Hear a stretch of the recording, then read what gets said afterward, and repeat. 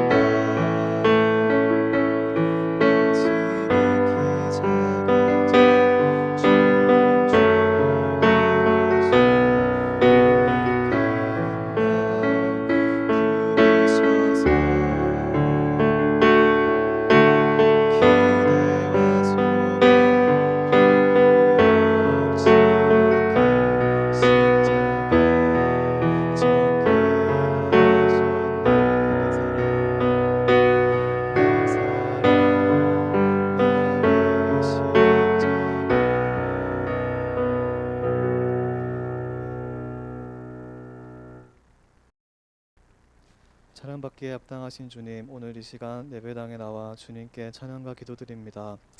힘든 시기에도 주님을 섬길 수 있음에 감사드리고 주 섬기는 모든 이들 혹여 나오지 못한 아이들까지 지켜 돌보아 주시옵소서.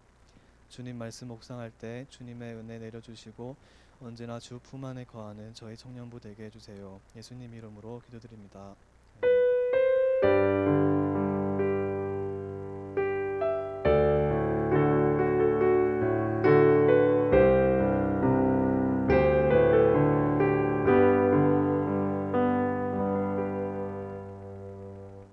오늘 우리에게 주신 하나님의 말씀은 고린도전서 15장 51절에서 58절 말씀입니다.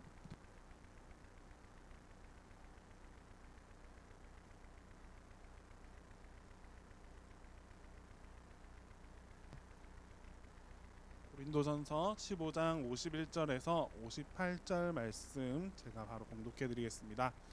보라, 내가 너희에게 비밀을 말하노니 우리가 다 잠잘 것이 아니요 마지막 나팔에 순식간에 호련히 다 변화되리니 나팔 소리가 나매 죽은 자들이 썩지 아니할 것으로 다시 살아나고 우리도 변화되리라. 이 썩을 것이 반드시 썩지 아니할 것을 입겠고 이 죽을 것이 죽지 아니함을 입으리로다. 이 썩을 것이 썩지 아니함을 입고 이 죽을 것이 죽지 아니함을 입을 때에는 사망을 삼키고 이기리라고 기록된 말씀이 이루어지리다. 사망아, 너의 승리가 어디 있느냐? 사망아, 내가 쏘는 것이 어디 있느냐?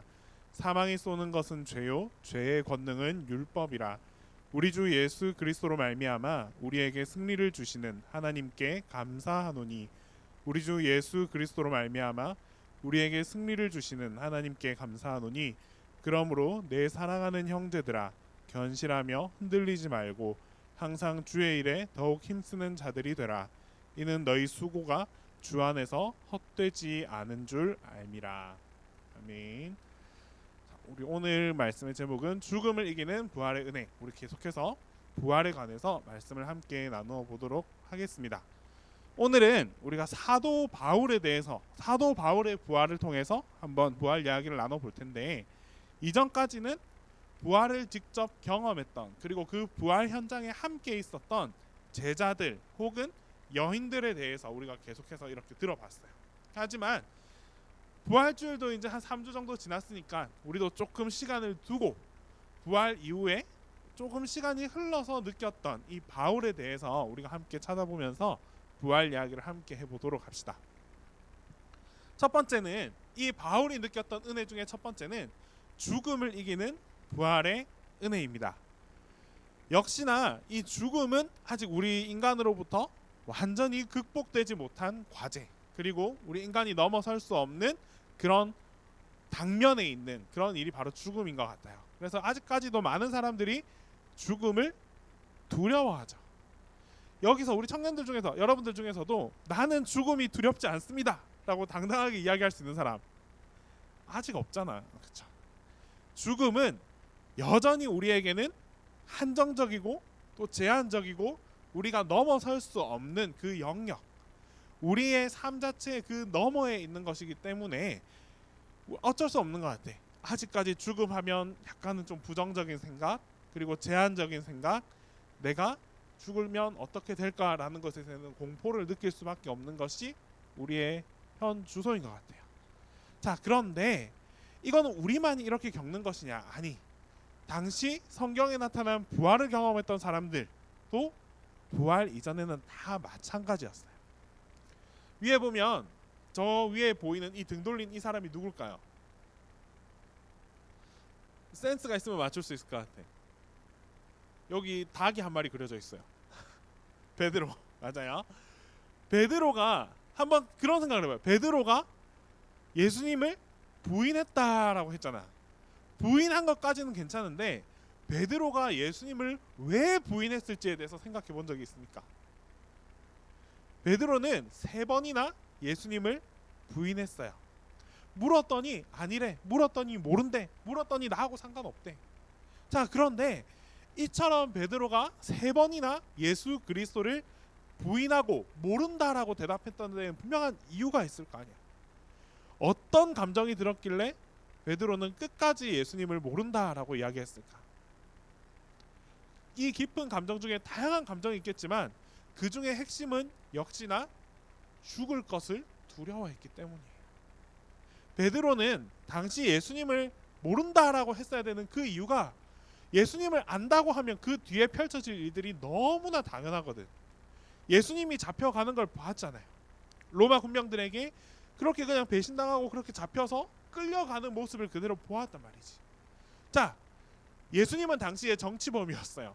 로마인들에게 반역범이었고 엄청난 정치범이었어. 그래서 이 예수님의 뒷 이야기는 눈에 안 봐도 너무나 뻔한 이야기였어. 베드로도 마찬가지였겠지. 베드로가 만약에 그 순간에 나는 예수님을 알고 그분의 제자입니다라고 이야기한다면 그 엔딩은 너무나 뻔한 이야기예요. 정치범의 뒤를 쫓아갔던 제자, 같은 세력. 그러면 어떻게? 아마도 예수 그리스도의 십자가 옆에 자신의 십자가도 세워질 것이다 라는 것을 알았을 거예요. 결국 베드로는 그 죽음, 그 최후가 두려웠기 때문에 어떻게 보면 죽지 않기 위해서 예수 그리스도를 부인할 수밖에 없었습니다. 자, 그럼 베드로만 그랬느냐? 아니에요. 예수님과 함께했던 모든 제자들이 결국에는 다 두려움에 사로잡혀 있었다라고 이야기했죠. 지금은 부활의 예수님께서 나타나셨어요. 그러나 그 이전의 이야기, 우리가 전에 이야기했죠. 이 제자들은 모두 다 한 곳에 모여 있었다. 도마 빼고 한 곳에 모여서 어떻게 문을 걸어 잠그고 있었다.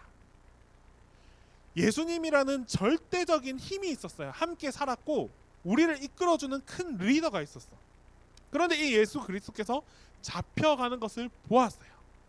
자, 이 말은 다시 말하면 우리가 유일하게 신뢰하고 유일하게 믿고 따랐던 정신적 지주가, 절대적인 그런 예수 그리스도가 우리 앞에서 끌려갔어요.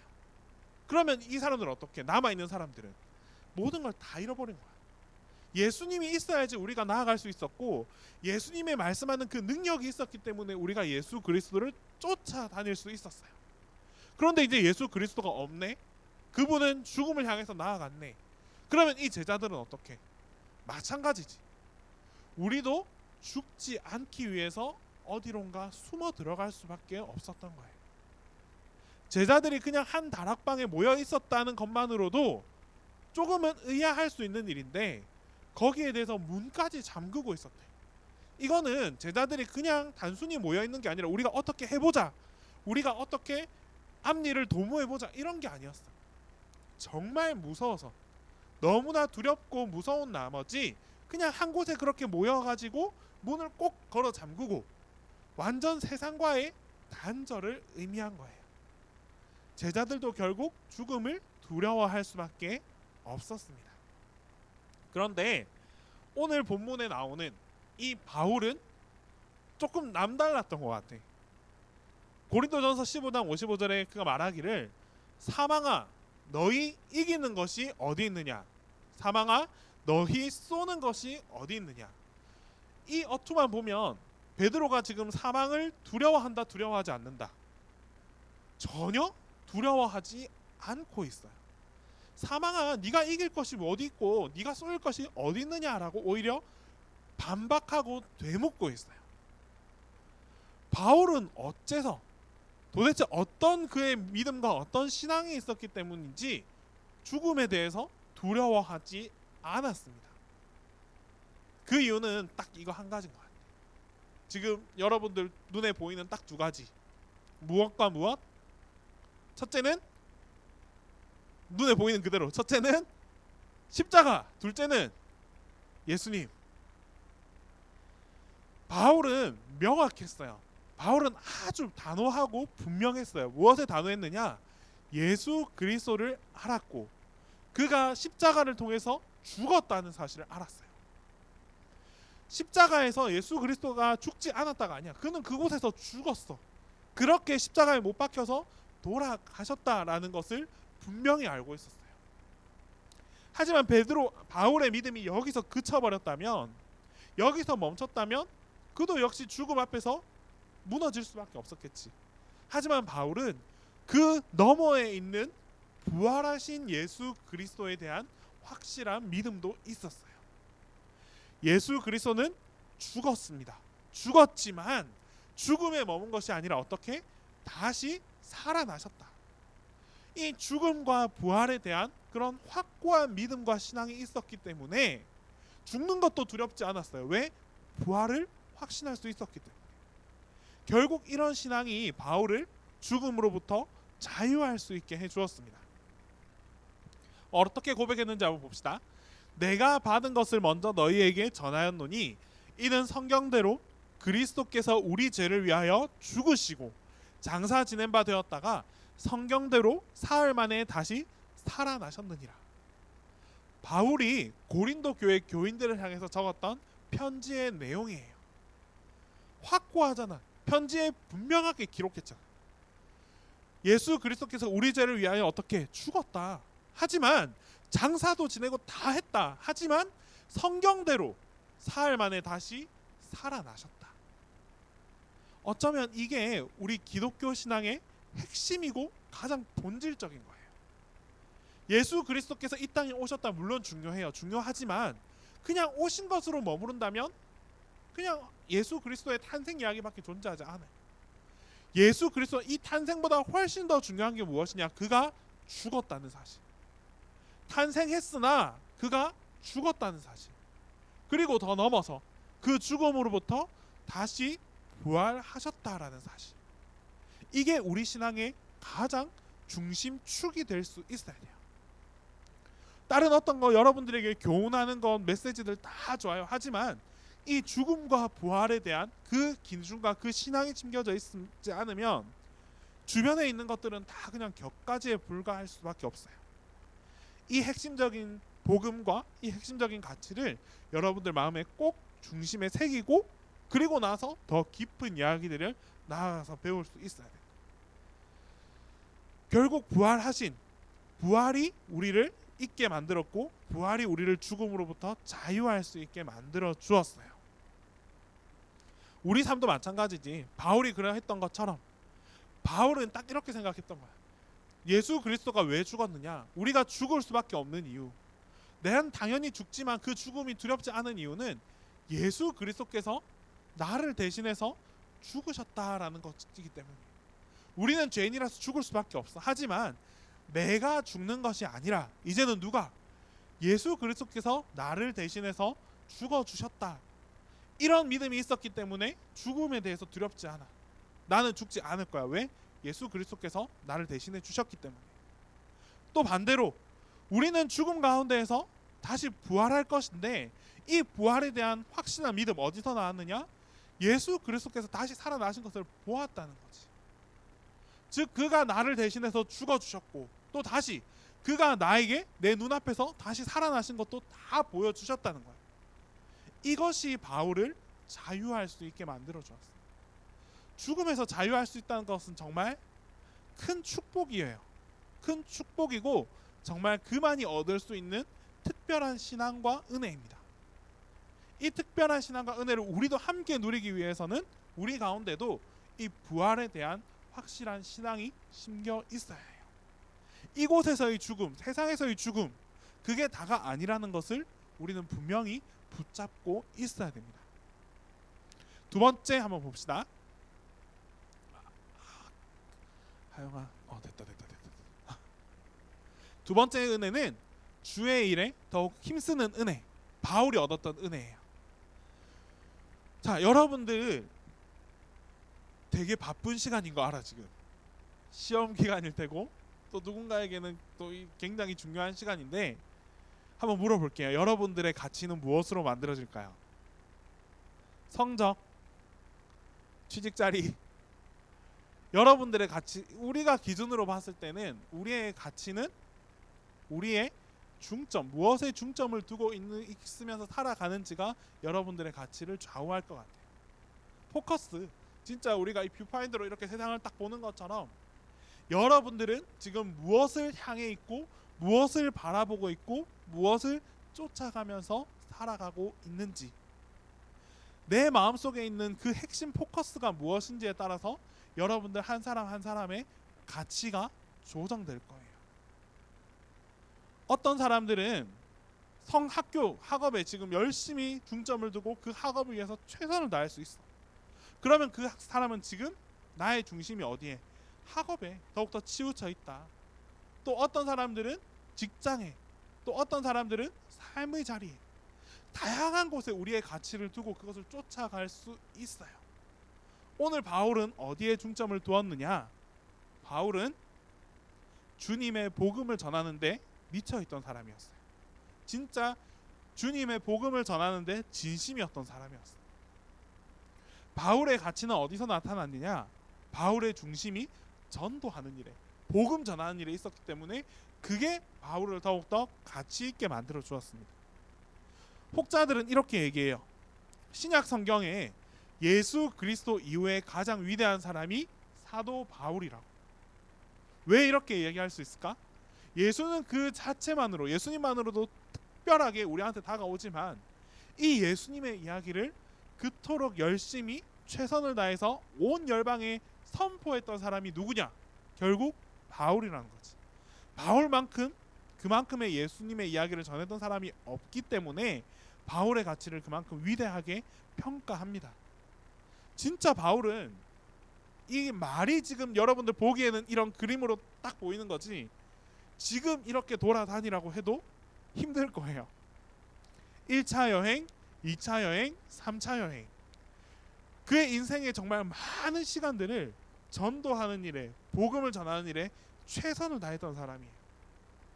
결국 이런 열심히, 전도의 열심이 그를 그만큼의 복음 전하는 자로서 가치 있게 만들어 주었습니다. 이렇게 고백해요. 나의 달려갈 길과 주 예수께 받은 사명 곧 하나님의 인애의 복음 증거하는 일을 마치려 하면은 나의 생명을 조금 더 귀한 것으로 여기지 아니하노라. 먼저 한번 물어볼까? 여러분들이 정말 내 생명을 조금 더 귀하게 여기지 않을 만큼 가치를 두고 있는 일이 있습니까? 우리가 지금 살아가는 현장 속에서 내 생명을 두려워하고 귀하게 여기지 않을 만큼 나를 열심히 만들게 하는 일, 나의 심장을 뛰게 만드는 일, 찾기 어렵다. 그렇죠? 사실 곰곰이 생각해보고 내가 지금 열심히 살아가고 있잖아, 치열하게 살아가고 있잖아. 하지만 그런 삶 속에서도 내 생명마저 내려놓는다고 하면 우리는 다 조금 나는 아닌 것 같아, 이렇게 될 수밖에 없다는 거지. 하지만 바울은 어떻게? 달랐어요. 바울은 정말 하나님의 복음을 증거하는 일을 마치려 하면은, 복음 증거하는 이 일만큼은 나의 생명을 조금 더 귀한 것으로 여기지 아니한다. 다시 말해서 복음을 끝까지 전달할 수만 있다면 내 생명도 다 드리겠다. 이런 가치, 이런 열심이 있었기 때문에 바울은 전도할 수 있었어요. 복음을 증거할 수 있었어요. 우리도 정말 열심히 살아가고 있는 청년들의 모습을 다 바라봅니다. 밤새 공부하고 또 뭐 이런 환경 속에서 그런가 여건과 환경을 탓하지 않고 각자의 자리에서 최선을 다하고 있잖아. 그런데 그렇게 열심히 살아보다 보면 지칠 때가 있을까요? 없을까요? 분명히 있어요. 슬럼프가 올 수도 있고, 또 그렇게 했으면서도 그 결과가 조금 뒤처진 나머지 좌절할 수도 있어요. 나는 이만큼 노력했는데 결과가 별로 안 나오는 것 같아서 힘들어할 때도 있어요. 공부 열심히 했는데 기억이 안 나. 시험을 위해서 정말 열심히 암기했는데 시험 칠 때 종이만 받아보면 아무것도 적을 게 없어요. 좌절하지, 힘들어하지. 그러면서 당당하게 딱 몇 글자 적고 내가 1등하고 나갔다 이렇게 얘기하잖아. 진짜 시험 칠 때도 그렇고 여러분들 그뿐만이 아니, 학업뿐만이 아니라 삶의 자리에서 앞으로 여러분들이 당면할 그런 세상 속에서 진짜 제일 듣기 싫었던 말이 대학생 때가 좋았다라는 말을 정말 많이 들었던 것 같아. 소민아, 대학생 때가 좋았지? 진짜 그런 것 같아요. 막상 밖으로 나와보면 그래도 내가 어디 이 바운더리 안에 있는 거, 그리고 내가 내 신분이 분명한 거, 학생이라는 신분이 분명한 거, 그게 그만큼 위로가 되고 그만큼 뭔가 보호받는 느낌이 없어. 밖에 나가면 그냥 이제 나는 그냥 내 이름 석자를 걸고 내가 나아갈 수밖에 없는 거예요. 학교 안에서도 성적만 잘 받으면 그래도 다행인데 이 세상 속에서는 그런 성적 받을 것도 없어. 그냥 나 이름 내 석자 그 사람이 그대로 가치가 평가되는 게 우리의 삶의 모습이에요. 얼마나 외롭고 쓸쓸할까, 힘들고 어려울까. 진짜 내가 좋아서 이 일을 했는데 그렇게 좋아하고 그렇게 열심히 했던 그 일을 통해서 슬럼프를 경험하게 된다면 사실 쉽지만은 않아요. 쉽지 않다. 하지만 그럴 때 우리는 이렇게 얘기해주고 싶어. 여러분들에게 어디에 더 힘을 써라? 주님의 일에 힘을 써봤으면 좋겠어요. 많은 청년들이 그렇게 이야기해요. 시험 기간 혹은 또 뭔가 이렇게 밖에서 생활하는 삶 속에서 자꾸 나한테 가중되는 무게가 점점 많아져. 숙제가 많아지고 과제가 많아지고 그렇다고 또 시험 기간은 다가오고 이렇게 쌓이다 보면 제일 먼저 내가 놓는 게 무엇일까요? 아니 여러분들 말고 보통의 청년들이 1순위가 아마 신앙일 거예요. 이 시간 예배드리는 이 시간 인간적으로는 사실 이 시간이 제일 놓기 쉬울 것 같아. 내가 봐도. 왜냐하면 남들의 그렇게 치열한 경쟁 관계 속에 있는데 일주일 7일을 공부해도 이길까 말까인데 우리는 당당하게 6일만 공부하고 하루를 주님께 드려래. 그런데 그렇게 열심히 드려봤더니 결과가 뚜렷하게 나타나느냐? 하루에 대한 보상이 나타나느냐? 결과로 나타나는 것은 남들보다 뒤처져 있는 내 모습밖에 없어요. 그럴 때마다 얼마나 이게 막막하고 깝깝할까. 수많은 청년들이 그렇게 이야기해요. 나는 너무 힘들어서 지금 나한테 너무 많은 일들이 맡겨진 나머지 어쩔 수 없이 좀 내려놓겠습니다. 무엇을 내려놓을까요? 여러분들이 봉사하고 있는 일들, 교사하는 거 이제 조금 부담스러워서 내려놔야 될 것 같아요. 찬양팀 하는 거 조금 내려놔야 될까요? 성경 공부 열심히 했는데 이제 저 좀 이거 빠져야 될 것 같아요.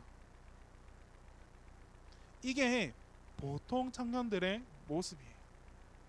이런 모습을 절대 나무라는 거 아니야. 절대 나무라는 게 아니라 오히려 이렇게 그냥 이야기해주고 싶어요.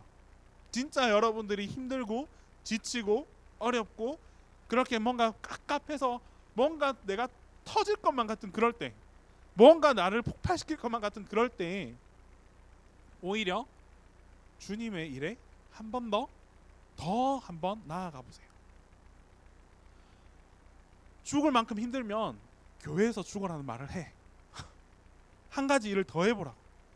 그게 꼭 봉사를 하라 이런 거 아니에요. 그런 거 절대 아니야. 그냥 내 삶 속에서 내가 할 수 있는 일, 주님을 위해 내가 할 수 있는 일. 그동안 내가 성경책 읽지 않았다면 그냥 이렇게 힘든 가중에 공부하다가 지칠 때 성경 한 번 펼쳐보는 거, 그게 주님의 일이잖아. 그런데 그렇게 펼친 그 성경 한 장을 통해서 여러분들이 위로받고 변화받을 수 있다니까. 이거는 해본 사람이 경험할 수 있고 해본 사람이 얻을 수 있는 거예요.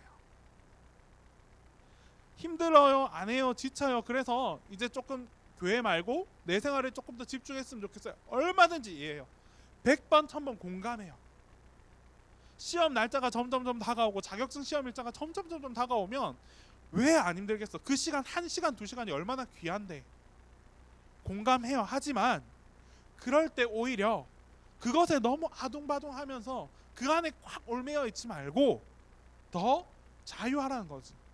더 뛰어넘어서 그냥 하나님께 더 한번 매달려보고 하나님께 더 한번 구해보고 간구해보고 그런 도전적인 믿음이 그곳에서 나타났으면 좋겠어요. 그게 바로 청년다움일 것 같아. 진짜 청년다운 열정과 청년다운 믿음이 있다면 그런 곳에서 한번 도전해 볼 필요가 있을 것 같아요. 그리고 분명하게 얘기할 수 있는 것은 그렇게 나아가는 여러분들의 한 발걸음을 하나님께서는 그냥 흐트러 두지 않으세요. 반드시 그 여러분들의 행동 하나에 변화를 느끼고 그 변화를 통해서 여러분들에게 더 큰 걸 주시면 주셨지, 그렇게 했다고 여러분들을 그냥 그렇게 가만히 내버려 두지 않으실 거란 말이에요. 연이어서 한번 다 연결해서 하늘을 바라보는 은혜가 바울에게는 있었습니다. 무슨 말이냐? 바울은 복음을 듣기 전에, 예수 그리스도를 만나기 전에 바울은 어떤 사람이었느냐? 예수 그리스도를 쫓아가는 사람을 핍박하던 사람이었어요. 즉 다시 말해서 예수 그리스도를 믿는다 하는 사람들을 쫓아가서 그 사람들을 핍박하고 정죄했던 사람이 바로 바울이었어요. 그만큼 예수라는 것에 치를 떨던 사람, 이 예수를 통해서 내가 세상의 권력을 잡을 수 있던 그런 사람이었어요. 예수 믿는 사람들을 벌하면 벌할수록 나는 어떻게 돼? 로마에 더욱더 인정을 받게 되고 더욱더 큰 위치로 올라갈 수 있었던 그런 사람이었어요. 그걸 갈망했던 사람이었고, 그랬던 바울이 예수 그리스도를 만납니다. 예수 그리스도를 만났더니 바울의 삶이 완전히 변화되었어요. 예수를 믿던 사람들을 쫓아갔던 삶이 이제 어떻게 되었느냐? 예수 그리스도를 쫓아가는 삶으로 바뀌어져 버렸어요. 그런데 이 안에는 중요한 게 있어요. 바울이 이렇게 할 수 있었던 가장 큰 변화는, 이전에는 내가 추구했던 것이 있어. 어떤 것을 추구했느냐? 이 땅에서 얻을 수 있는 권세, 이 땅에서 얻을 수 있는 명예, 이 땅에서 얻을 수 있는 물질, 이런 것들이 인간적인 바울이었기에 이런 게 계속 눈에 들어올 수밖에 없고 그런 것들을 쫓아갔던 사람이에요. 그런데 그랬던 바울이 예수 그리스도를 만났더니 어떻게 되었느냐? 이 땅에 있는 것보다 더 귀한 것을 쫓게 되었어요. 그게 어디? 하늘에 있는 것. 하늘의 상급을 쫓아갈 수 있게 되었다는 거예요. 여러분들도 마찬가지지. 우리도 마찬가지잖아. 이 땅에서 얻을 수 있는 건 너무나 많아요. 그리고 아직 앞에서 이야기는 나조차도 이 땅에 있는 것들을 다 놓아버려라 쉽지 않아요. 힘들지. 당장 내 눈앞에 이 하나가 있었으면 좋겠는데 이게 아니라 어디 걸 구해라? 하늘의 상급을 간구하고 그것을 기대하라라고 하잖아. 쉽지 않으나 이거는 틀림없는 사실입니다. 땅에서 얻을 수 있는 것 많아요. 땅에서 얻어야 되는 것도 많이 있어요. 우리가 노력해서 얻어야 되는 결실들, 우리가 열심히 수고해서 얻어야 되는 것들 당연히 있지.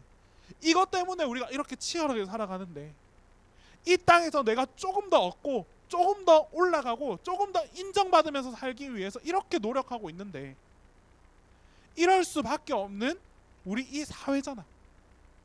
이 시대 속에서 살아가는 여러분들, 우리들이 이렇게 살아갈 수밖에 없는 구조잖아. 하지만 그 속에서도 우리가 너무 여기에만 얽매일 게 아니라 이걸 조금 내려놓고 더 큰 것을 얻을 수 있고 그것을 바라볼 수 있어야 돼요.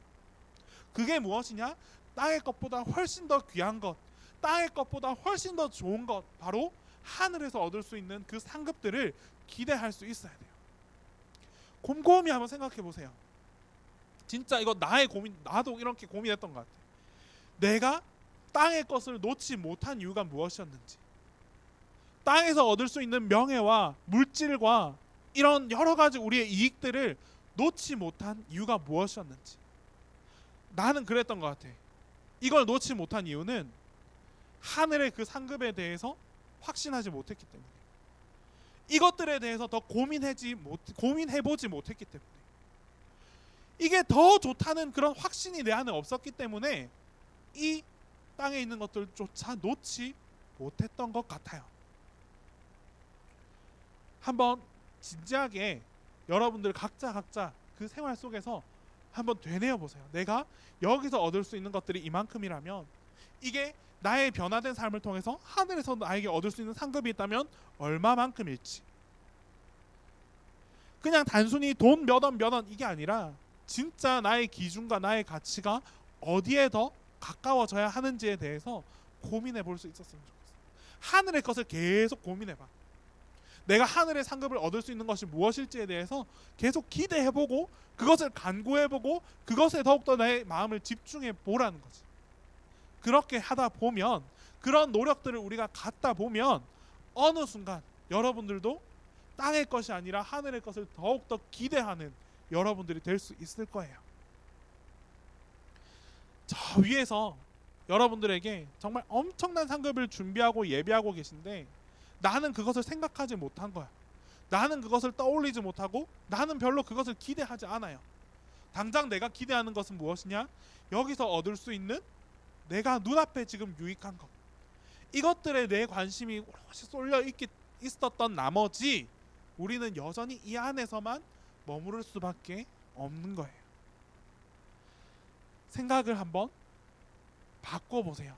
아니, 바꾸라는 것 이전에 여러분들의 생각을 한번 다른 곳에 집중해 보세요. 우리도 마찬가지.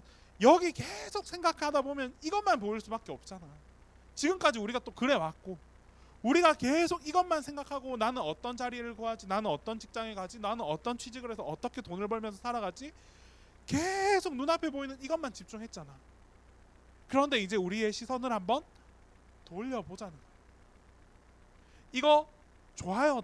안 중요한 거 아니잖아. 너무 중요해. 우리 삶에서 너무 중요해요. 하지만 이것도 중요한데 이제 한 번쯤은, 이거 10번 생각했다면 이제 한 9번만 생각하고 한 번쯤은 하늘의 상급을 기대해 보자는 거예요. 그러면 이 보이는 이 기대 한 가지가 여러분들을 점점 더 바꾸어 줄 거예요. 그래서 어느 순간에 하늘의 상급 10가지를 기대하게 되고 땅의 상급을 내려놓을 수 있는 그런 삶의 변화, 믿음의 변화가 나타날 거예요. 그럼 누군가는 이렇게 얘기할 거야. 하늘의 상급만 쫓아갈 거냐고. 하늘의 상급은 반드시 하나님께서 책임져 주십니다. 여러분들이 이것을 기대하고 살아간다면 하나님이 여러분들 그냥 내버려 둘까? 여기서 그냥 그렇게 힘들게 어렵게 살아가게 내버려 둘까? 아니요. 훨씬 더 잘 살게 해주실 걸. 진짜. 훨씬 더 하나님의 뜻대로, 하나님의 방법대로, 하나님께서 원하시는 모습대로 풍족하게 세워주실 거예요. 여러분들을 높여주시고 여러분들을 인정받게 해주시고 세상 속에서도 여러분들을 풍성하게 채워주실 거예요. 바울이 그랬잖아. 바울은 이거 다 내려놨어요. 돈, 명예, 관직 뭐 다 내려놨어. 예수님 만나고 나서 이제 이거 다 필요 없어요 하고 다 내려놓고 정말 그 빈털터리 그 모습 그대로 전도 여행을 떠났잖아. 이렇게 결심할 수 있었던 이유도 결국 그는 이제 하늘의 상급을 바라보았기 때문이에요.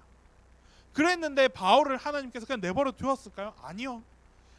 그 모든 여행을 다 마칠 수 있도록 다 채워주셨고 전대나 신발만 딱 들고 가라 했는데 그 가는 발걸음에 배고파서 힘들었더라는 성경 구절 어느 한 구절도 나오지 않아요.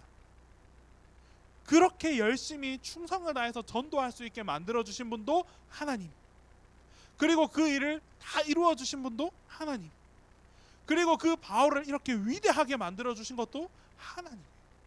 다 놓았더니 하나님께서 다 채워주시더라. 이런 믿음이 우리 안에 진짜 나타날 수 있었으면 좋겠습니다. 이게 우리의 부활 신앙이고 부활을 통한 축복이 될 거예요. 한 구절만 봅시다. 다만 나를 판단하시리는 주이시라.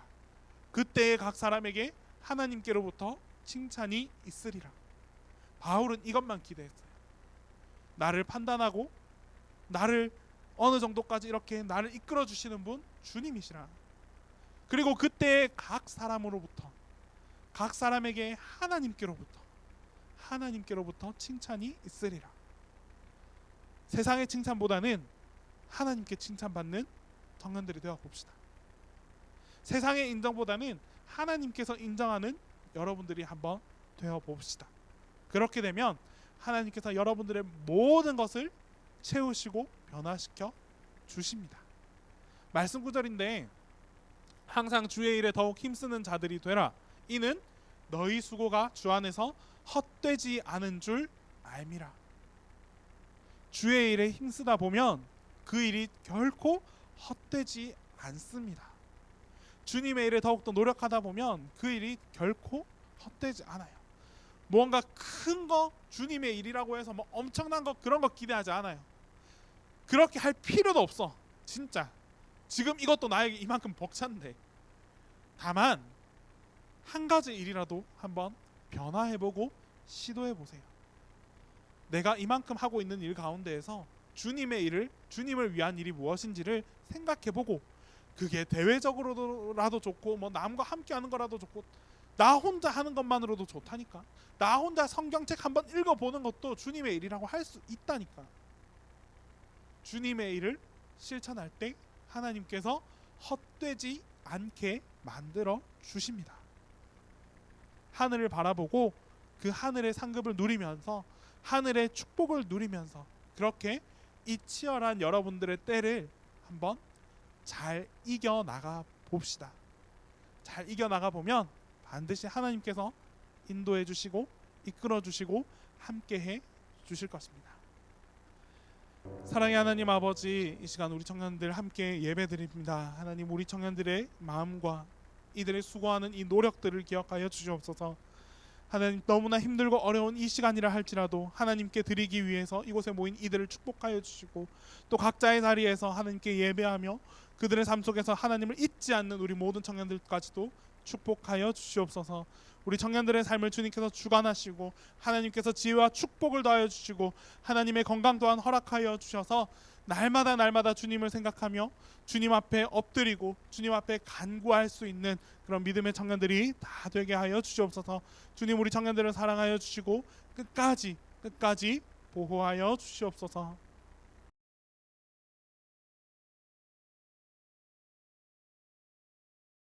이제는 우리 주 예수 그리스도의 은혜와 하나님 아버지의 사랑과 성령의 교통하심이 이 자리에 함께 모여 예배드리는 우리 모든 청년들 머리 위에 이제로부터 영원토록 함께 계시기를 간절히 축원하옵나이다.